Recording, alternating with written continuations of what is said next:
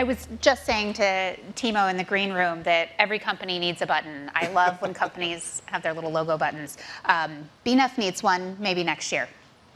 So one of the themes from my perspective this year has been about that concept of what changes from one year to the next. And certainly that makes a lot of sense because we've been talking a lot about the need to speed up change in certain parts of the technology and for the energy transition. So when we think about Astronergy, if you look back, what would you say has changed from a technology standpoint from last year until now?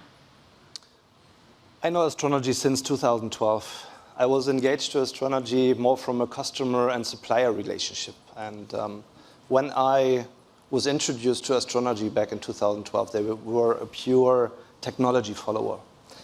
Last year, the management decided to transfer Astronergy from a P-type mono-PERC manufacturer into an N-type manufacturer, which led to a significant investment into R&D. So in our headquarters, meanwhile, somehow 20 to 30% of our employees are working in R&D.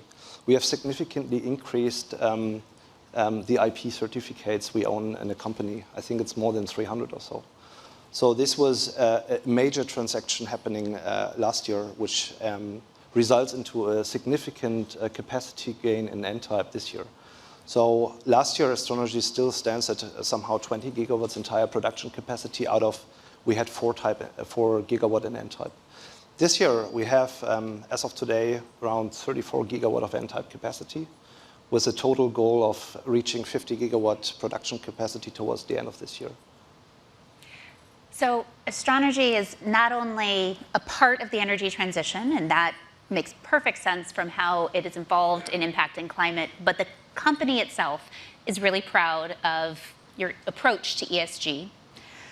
So my question really comes down to how you work with your suppliers, because oftentimes that is the hardest part. It's what you yourself can do. How do you approach working with the supply chain?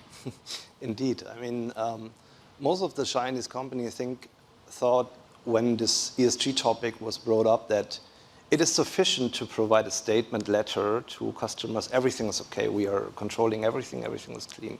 No one was really willing to open up the factories, to open the doors, to let everybody in, to audit what the manufacturers are doing. So when I came to Astronergy beginning of last year, I emphasized the management that this is an essential point for the company, having third-party audits at our factories and our raw material suppliers to show the investors and our customers compliance to all ESG requirements, green production.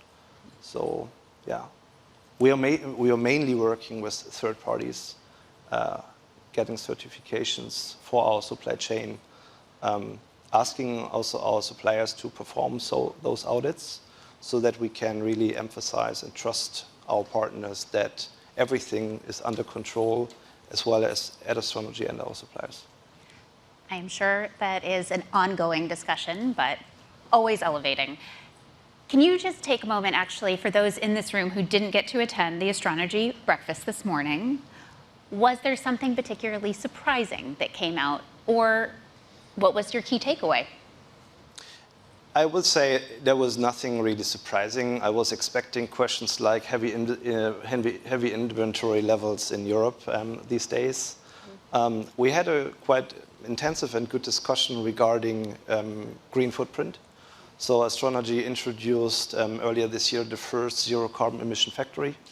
For next year, we have 3 further factories under preparation being zero carbon emission.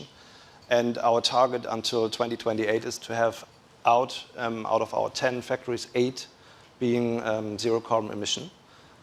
We have solar plants on our rooftops. We have solar lighting to make sure that we meet our goals to which we committed to ourselves to. Excellent. Well, thank you very much for joining me on stage and sharing your insights. It's been really nice talking to you. Thank you very much.